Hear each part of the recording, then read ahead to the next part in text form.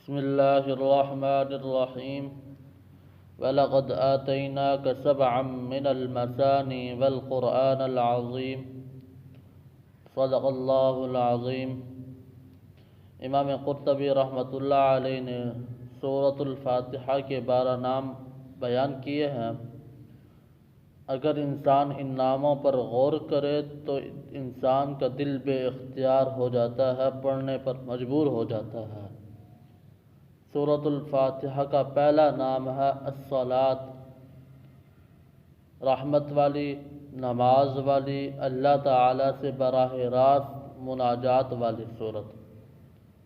Number 2 سورۃ الحمد، حمد والی سورت، اللہ کی تعریف والی سورت اور بندے کو ساری مخلوق سے کاٹ کر اللہ تعالیٰ سے جوڑنے والی سورت۔ نمبر 3 فاتحۃ الکتاب، پورے قرآن مجید کے آغاز والی سورت، پورے قرآن مجید کو کھولنے والی سورت۔ نمبر 4 الکتاب، پورے قرآن مجید کی بنیاد، پورے قرآن مجید کی اصل، پورے قرآن مجید کا خلاصہ اور نچوڑ۔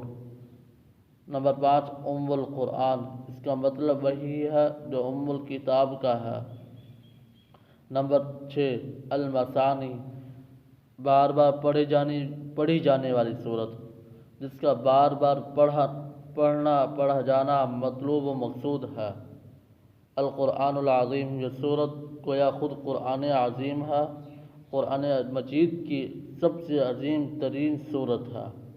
نمبر 8 الشفاء، یہ شفا والی صورت ہے، روح کی بیماریوں کا علاج، عقیدے کی بیماریوں کا علاج، دل کی بیماریوں کا علاج، عمل کی بیماریوں کا علاج، گمراہی کی بیماریوں کا علاج، غضب کی بیماریوں کا علاج، جسمانی بیماریوں کا علاج، ناشکری اور مایوسی کی بیماریوں کا علاج، الغرض، ہر مرض سے شفا کا ذریعہ ہے۔